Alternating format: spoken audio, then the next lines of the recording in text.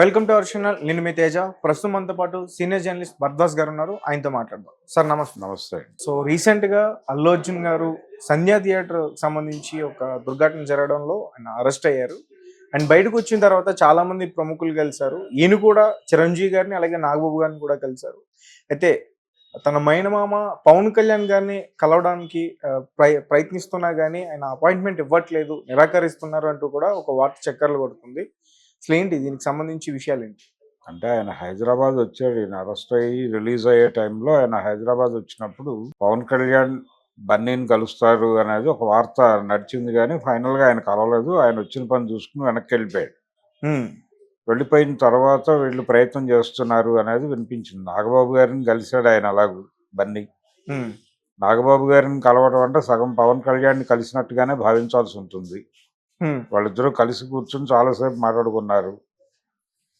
అయితే ఈ Pushpa success meet ఒకటి పెట్టాలి అక్కడ విజయవాడ కేంద్రంగా అనేది ఏదో ప్రయత్నం చేస్తున్నారు. దానికి ఆయన చీఫ్ గెస్ట్గా పిలవాలనే ప్రయత్నం జరుగుతోంది.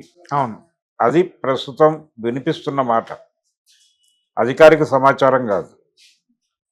అంటే నిర్మాతలో దర్శకుడు అధికారికంగా ఒక ప్రకటన అయితే చేయలేదు ఇప్పటిదాకా. స్పెక్యులేషనే నడుస్తోంది. ఆయన రానన్నారని, ఖాళీ లేదంటున్నారని, అపాయింట్మెంట్ అసలు ఇవ్వడం లేదని, ఇలా రకరకాల ప్రచారాలు జరుగుతున్నాయి.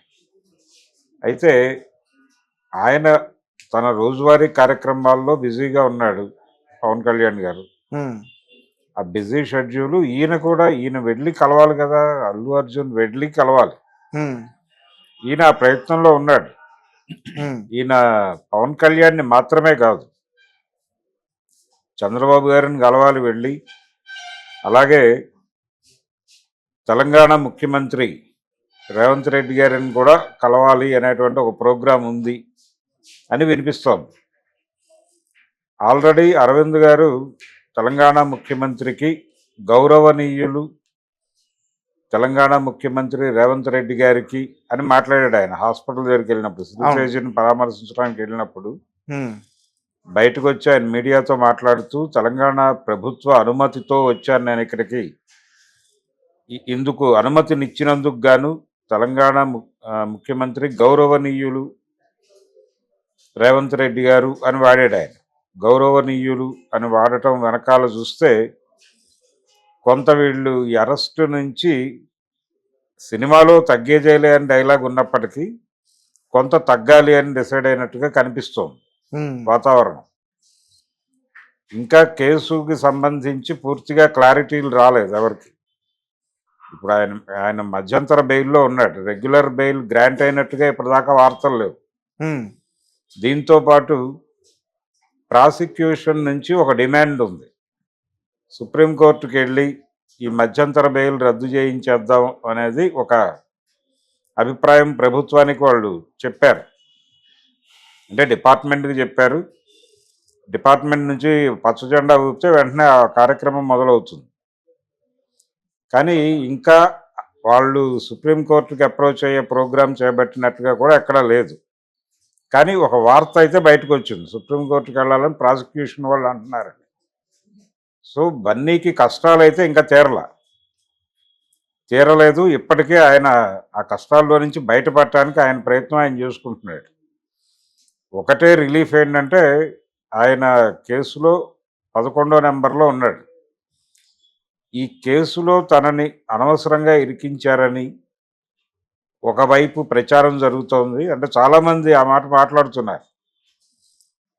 లీగల్ ప్రొఫెషన్లో ఉన్నవాళ్ళు కూడా మాట్లాడుతున్నారు. అంటే ఆయన ముఖ్యమంత్రి గారి ఇగోని ఇబ్బంది పెట్టాడు అని. ఈ గొడవ ఒకటి నడుస్తుంది. అంటే ఏదో మనసులో పెట్టుకుని అరెస్ట్ జరిగింది కానీ లేకపోతే అరెస్ట్ చేయాల్సినంత అవసరం లేదు. దేవుళ్ళని అరెస్ట్ చేస్తున్నారా ఈ వీటిల్లో? అంటే ఏదైనా ప్రభలు అలాంటివి జరిగినప్పుడు, జాతరలు, అలాగే ఈ రథయాత్రలు అవి జరిగినప్పుడు ఎవరైనా చనిపోతే ఆ దేవుళ్ళని అరెస్ట్ చేస్తున్నారా, ఇలాంటి రకరకాల లాజిక్లని మాట్లాడుతున్నారు. కానీ ఇక్కడ క్లియర్గా అల్లు అర్జున్ అంటే ఆయన టీం, అలాగే సినిమా యూనిట్ ఇర్రెస్పాన్సిబిలిటీ స్పష్టంగా కనిపిస్తోంది ఈవెంట్లో.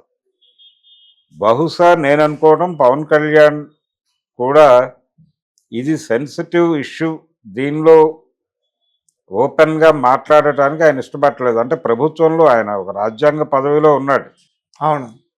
రాజ్యాంగపరమైనటువంటి ఒక పదవిలో ఉండి ఇక్కడ ప్రభుత్వం వ్యవహరిస్తున్న తీరు మీద, తెలంగాణ ప్రభుత్వం వ్యవహరిస్తున్న తీరు మీద వ్యతిరేకంగా మాట్లాడటం అనేది సబబా అనేది ఏదో ఒక ధర్మ మీమాంస ఉంది ఆయనకి. ఇప్పుడు చిరంజీవి గారు కానీ లేకపోతే నాగబాబు కానీ బహిరంగంగా ఖండించలేదు, వాళ్ళ కుటుంబానికి ధైర్యం చెప్పారు అంతవరకే తప్ప ఎవరూ కూడా జరిగిన సంఘటన గురించి మాట్లాడట్లేదు. ఉమ్, మెగా ఫ్యామిలీలో ఎవరూ మాట్లాడట్లేదు. అంటే ఇతని తప్పే ఉంది, ఇతను మామూలుగా వెళ్ళాడు, అంత మాత్రానికే కేసు పెట్టేస్తారా అని మాట్లాడట్లేదు ఎవరు. చిరంజీవి మాట్లాడలేదు, నాగబాబు మాట్లాడలేదు. ఎలా బయటపడాలి అనే దాని వరకే మాట్లాడారు వాళ్ళు.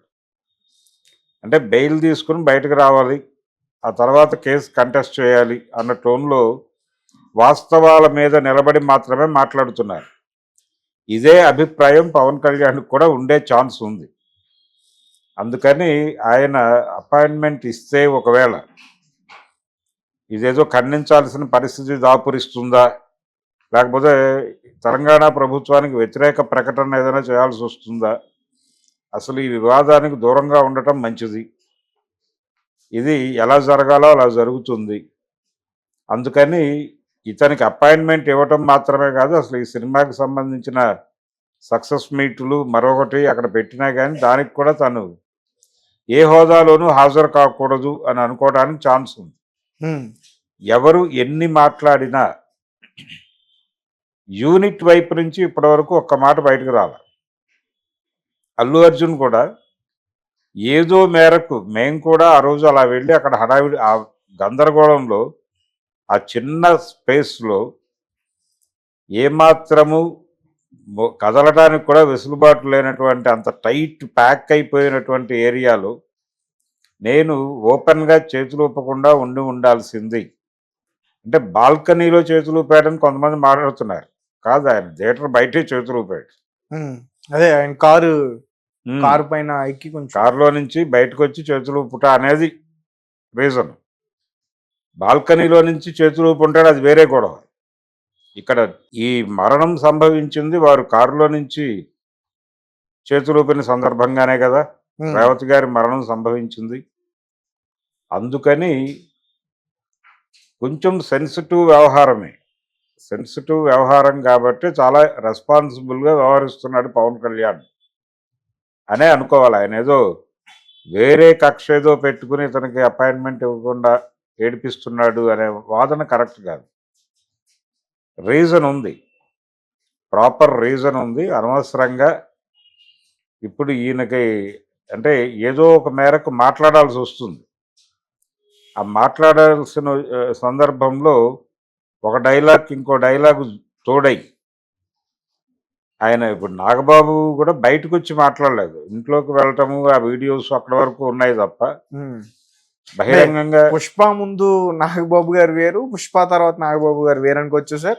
పుష్పకి ఆయన ఆశీర్వాదం కూడా చెప్పాడుగా, ఆ సినిమా సక్సెస్ని అభినందించాడు. ఆయన ఉమ్, అభినందించాడు. వాళ్ళనేమి అంటే అంతకుముందు తిట్టినట్టు తిట్టలేదు. అలాగే పవన్ కళ్యాణ్ కూడా ఒక ట్వీట్ చేశాడు, కలిసి ఉంటే కలదు సుఖం అని. అంటే ఎవరి కాళ్ళే గొప్పవాళ్ళం అనుకుంటే కుదరదు, నలుగురితో మంచిగా ఉండటం ఎప్పుడైనా అవసరమే అనే ఒక సందేశాన్ని ఇస్తూ ఒక ట్వీట్ చేశాడు ఆయన. అది ఆ ట్వీటు అల్లు అర్జున్ కోసమే చేశాడు అనేది అందరూ మాట్లాడేసుకున్నారు. అంటే తగ్గేదేలే అనటం కాదు, తగ్గాల్సి ఉంటుంది. తగ్గటము పెరగటము అనేది కండిషన్స్ మీద ఆధారపడి ఉంటుంది తప్ప ఎక్కడైనా సరే తగ్గేదేలే అంటే కుదరదు. అవతల వాడు కూడా తగ్గేదేలే అంటే నీ పరిస్థితి క్రిటికల్ అవుతుంది. ఆల్రెడీ అదే జరిగింది నీ మీద. అందుకని కొంత తగ్గాల్సిన సమయం ఉంటుంది, తగ్గాల్సిన సమయంలో తగ్గాల్సి ఉంటుంది అనే సందేశాన్ని ఇస్తూ ఆ ట్వీట్ చేశాడు ఆయన. ఆ ట్వీట్ చేసి సైలెంట్ అయిపోయాడు. ఆ ట్వీట్ కూడా ఏ బ్యాక్ డ్రాప్లో చేశాడు ఆయన, ఇతను చిరంజీవిని నాగబాబుని కలిసిన బ్యాక్ డ్రాప్లో చేశాడు. సో ఇప్పటికి నీకు అర్థమైంది, తత్వం బోధపడింది, అంటే మనకు ఒక పాత సామెత ఉంది, క్షవరం అయితే తప్ప వివరం తెలియదు అని. ఉమ్, అలా అరెస్ట్ అయ్యి అక్కడ దాకా వెళ్ళి అంత గందరగోళం అయ్యి ఒక మధ్యంతర బెయిల్ మీద బయటికి అతి కష్టం మీద రావటం జరిగిన తర్వాత ఆయన చిరంజీవి ఇంటికి, నాగబాబు ఇంటికి వెళ్ళాడు. ఇప్పుడు అర్థమవుతోంది నీకు కలిసి ఉంటే కలదు సుఖం అనేది. కాబట్టి కీప్ ఇట్ అప్ అన్న పద్ధతిలో ఆయన ట్వీట్ చేశాడు. ఆ ట్వీట్లోనే అర్థమైపోతుంది ఆయన దీనిలో ఇన్వాల్వ్ అయ్యే మూడ్లో లేడని. ఉమ్, అందుకని ఆయన డెఫినెట్గా ఇప్పట్లో అంటే ఈ వివాదం సమసిపోయే వరకు ఆయన వ్యతిరేకేం కాదు, అల్లు అర్జున్కో లేకపోతే అల్లు అరవింద్కో వ్యతిరేకి కాదు, ఆ మేరకు ఉంటారు వాళ్ళంతే. ఇప్పుడు బన్నీ కోసం తెలంగాణ ప్రభుత్వంతోనో లేకపోతే రేవంత్ రెడ్డితోనో సున్నం పెట్టుకునే మూడ్లో అయితే వాళ్ళు లేరు. ఈవెంట్కి ఒకవేళ అంటే ఈ వివాదపు ప్రస్తావన లేకుండా ఈవెంట్లో ఒకవేళ సక్సెస్ మీట్ అక్కడ పెడితే వీళ్ళు ప్రాపర్గా అధికారిక సమాచారం కాదు కానీ స్పెక్యులేషన్ అయి ప్రాపర్గా పెడితే ఈయన వెళ్ళి మామూలుగా సినిమా వరకు మాట్లాడేసి వస్తాడు అంతవరకు.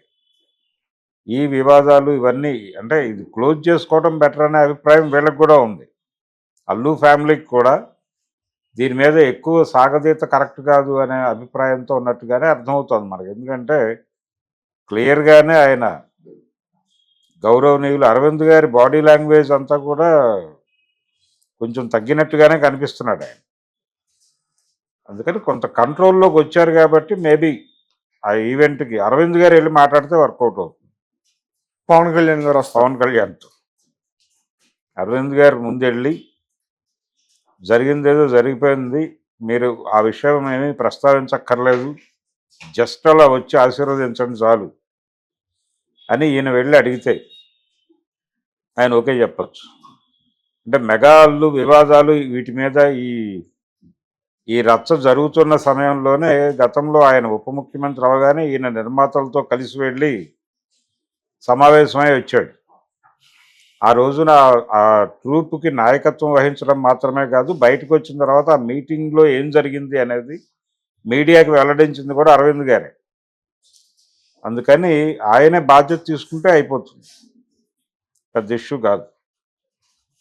అందుకని అది జరిగితే సెట్ అయిపోతుంది. ఇవన్నీ స్పెక్యులేషన్సే, అధికారిక సమాచారం అయితే కాదు. కానీ ఆయన కొంత ఇబ్బంది పడుతున్నాడు, సెన్సిటివ్ వ్యవహారం. దీనిలో అతిగా పూసుకోవటమో లేకపోతే దీన్ని ఓన్ చేసుకుని ఇంకెవరితోనో దెబ్బలాడే మూడ్లో అయితే పవన్ కళ్యాణ్ లేడు. Right sir, thank you so much.